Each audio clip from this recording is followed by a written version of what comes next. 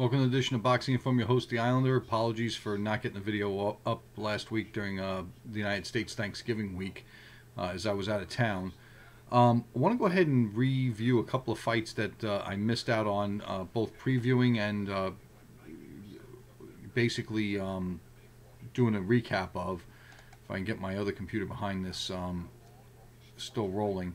The one I didn't, that I did a preview of and I didn't follow up was Danny Jacobs taking on Arias from the Nassau Coliseum, in which Jacobs dominated, looked as good as he ever has, and I think basically the difference in skill in this fight was what put Luis Arias on the defensive right from the get-go. I mean, I was watching it intently and even flipping channels. It got so monotonous. Is that Jacobs is at the top of his game, and I've seen this happen before where a guy who's a veteran fighter who is fighting an up-and-comer, and the up-and-comer is expected to give the veteran a real stern test, and it doesn't pan out. And it's because Danny Jacobs has full command of his skills, and it's both physical, and I believe after watching all of the documentation about his illness and near-death experience from the cancer he had, that it's also spiritual. I don't know that I've seen very often, for real in boxing, not the Hollywood crap, where a spiritual awakening will basically propel an athlete, especially in the sport of boxing, to go far in advance, well above the abilities that they had once had, or make them even better. And this is a case where this is happening.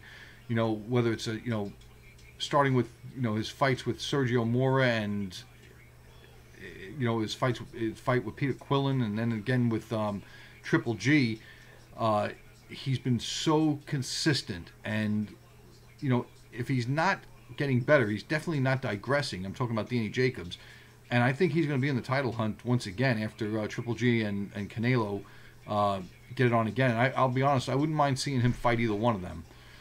And that brought us to last week's fights, which I did not preview, in which it was a triple header on HBO. And the problem with this one is that, again, you had fighters who were just, there to be springboarded into bigger things. And I want to start with the junior lightweight fight between Sosa and Yuriorkis Gamboa, which Gamboa was a late substitute. Like, I think he did two and a half weeks to prepare for this fight. I've never been a massive fan of Gamboa, but I can see where if he would just excuse me, settle down and not fight in a way he has in the past, what I call the helter-skelter style, where, Lampley and Max Kellerman and Roy Jones were all talking about his balance. That goes into the helter-skelter way of fighting, and I think that because he had less time to prepare for this fight, and he may not have been in the best shape of his career at this time, at his advanced age, he was sitting down on his punches a little bit more. He did get knocked down, partially from a punch, partially from being off balance. And I thought he got clipped a few times where it looked like he had been shaken by Sosa. Now, all disclosure, I agree with Harold Letterman. I thought Sosa won the fight. I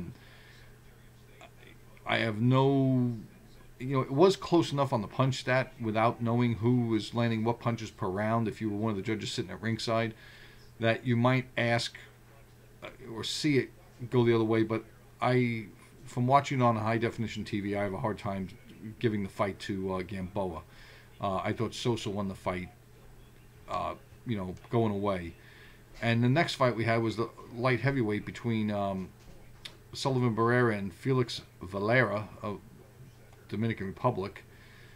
And this got off to a very quick start because Valera crushed Barrera in the first round and scored a significant knockdown, and basically got up and settled into his groove, and basically caught Valera kind of off balance, and scored a knockdown back. There's a lot of controversy over this, the way this round should have been scored, because I think Harold Letterman gave the round to Barrera 10-9. One, I agree with what Max Kellerman was saying, that the damage that was done in that round was done to Barrera, not administered by Barrera. And I think if they were both scored official knockdowns, which they were, even though I think only Barrera was officially knocked down, then neither fighter could have 10 points scored for them. You automatically lose a point for being knocked down. So the question becomes, who won the round without the knockdowns? And you could argue it was Barrera. I'll argue that the damage done because of the knockdown was done by Valera, the heavier punching.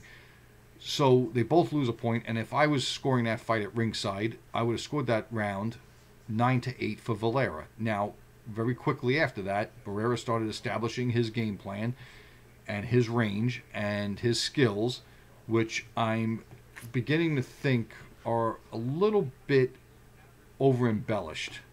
And what I'm going to say about this is, he's going to beat the likes of Valera and the likes of Joe Smith Jr. every day of the week. There's no two ways about that. But let me be clear about something.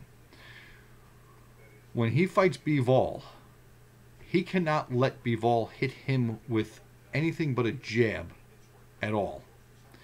And I find it very difficult to believe that he's going to go a full 12 rounds without Bivol connecting something heavy on his chin.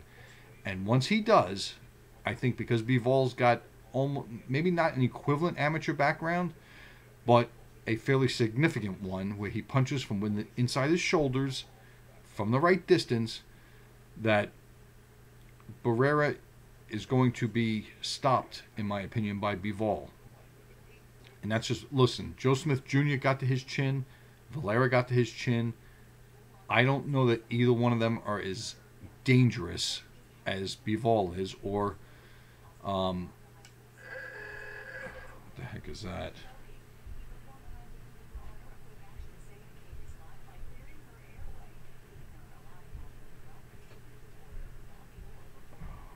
Anyhow, it's my brother with this new Star Wars movie thing. I can't believe how people like go just so crazy over a movie. I mean, here we go. Hey, can I call you back? All right, bye. Anyway, sorry about that. What was I saying about the basically, Barrera won the fight going away, and that brought us to the main event, which was Sergey Kovalev taking on Shablonsky there, or whatever his name was. You know, I would have called this fight to happen the way it happened. Vishalev Shabransky. I'm not trying to make light of this, but you know, right from the get-go, I knew the first time that Kovalev hit him, it was going to be the start of his downfall, and it was. 2 rounds or less, I could have easily envisioned it. I wouldn't have predicted it. I thought maybe 5, you know, it would have gone 3, 4, maybe 5 rounds at the most. But Kovalev looks like he's all business, and he wants to basically get back into the title picture. Even though he collected the WBO and I think the IBC or IBO title, he's got his designs. I still don't know if he's going to get the WBC champion into the division, Adonis Stevenson. If he'll ever get him into the ring. I think that's more promotional, with the fact that, you know, Stevenson is promoted by Don King, who I don't think he has any beef with Top Rank, but not Top Rank, I'm sorry, the Duvas, main events. But for some reason that fight, I don't think that Don King wants that fight. But I look forward to big fights in the division, that including unification. Now, coming up this week, let me get the schedule up. The big fight is Miguel Cotto's last fight, and there's a lot of hoopla about this. HBO did a special little 30-minute show of Jim Lampley massaging Cotto's testicles, and as you know, can be fully expected. And I think that this fight is going to be very much like Danny Jacobs' fight against Arias.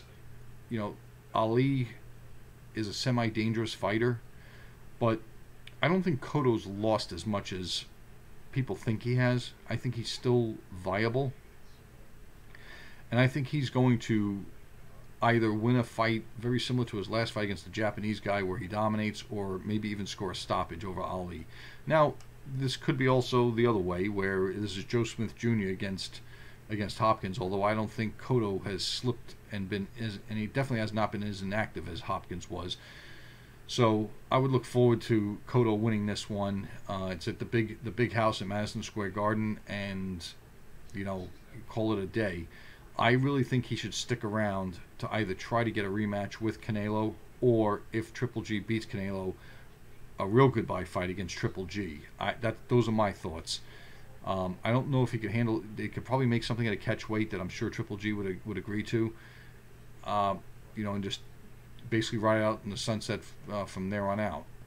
I'm looking through the schedule. The only other thing that we're going to have coming up this month is the big summit between two-time gold medal champions Vasyl Lomachenko and Guillermo Rigondeaux, which I find is an interesting fight that I don't think I would venture to guess that's going to be a clear-cut pick on that fight. I kind of sort of favor Lomachenko, both from a weight and size standpoint as well as a personal preference, but learned the hard way that Rigondeaux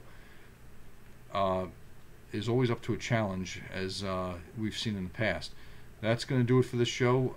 Stay with me because I've got another This Date in Boxing coming this weekend. Thanks, everybody.